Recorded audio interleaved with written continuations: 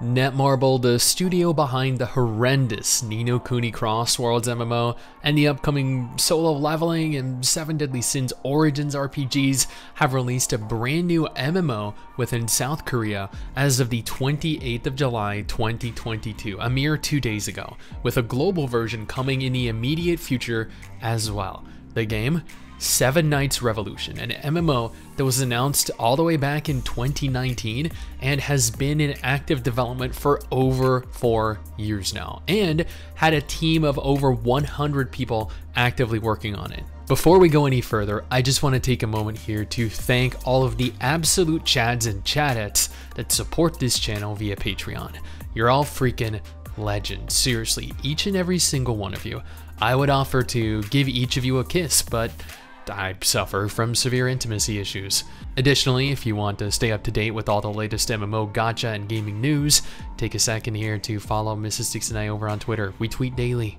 Honestly, I'm not sure how popular this release of the game has been. Taking a look at TapTap, the website that I typically use to get at least a minimum gauge of the interest a game has in its beta state, its pre-launch state, I see a mere 12,000 downloads and 48,000 followers. Looking at the subreddit for the entirety of the Seven Knights intellectual property, I see the 11 people online. I see the thread that is directly addressing the launch of the game having 1 upvote and 2 comments, one of which is a reply from the OP. Evidently, the subreddit is dead. The TapTap page for the game is dead. I'm aware this game launched within South Korea. This is not a globally accessible game at this juncture, but there have been plenty of South Korean MMO releases in the last year that have gone on to amass substantially better numbers.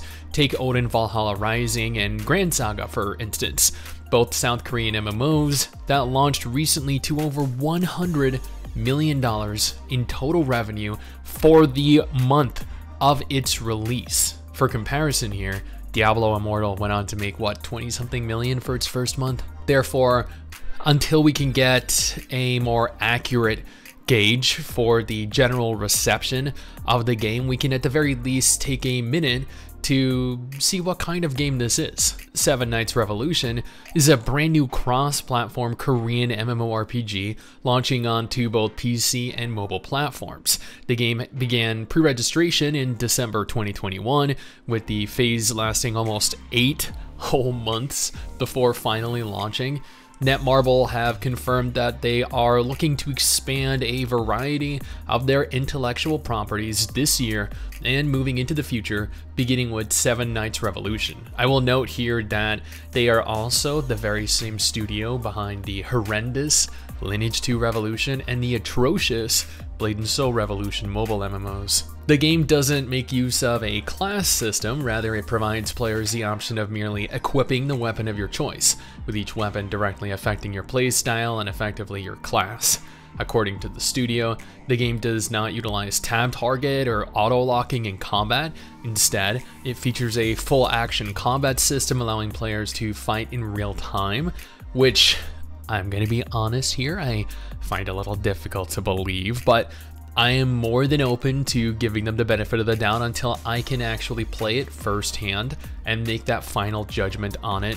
While the game just launched in Korea, it has been confirmed to be releasing globally, according to the devs, quickly. Thus, if this looks like something remotely interesting to you, it's unlikely you'll be required to wait very long to get your hands on it. Who knows, it could be a direct competitor to Tower of Fantasy, since they're both cross-platform MMOs launching at relatively similar times. There is a functional guild system implemented in-game. There are going to be life skills, full player housing. To what extent is currently unknown. Well, the unknown to me, not for people playing it within Korea. They're working on implementing gamepad support in the future as well. All in all, we have a lot of cross-platform MMOs launching. Odin Valhalla Rising, Grand Saga, Tower of Fantasy, Seven Knights Revolution, Project Ragnarok, Rise, and they're just the cross-platform games that are off the top of my head. You want to know how many PC exclusive MMOs we have launching within the same time frame? 0. And the worst part, well, the worst or the best part, I guess, depending on how you look at this, is that they all actually look good, but at the end of the day will likely be poorly optimized, as all free MMOs are. Regardless, this could be a fun game. It carries the potential to be a fun game. Who knows though? I guess only time will tell. Or more specifically, when I get the opportunity to play the global version. Until then, here are 2 videos that you should definitely check out if you're interested in MMOs.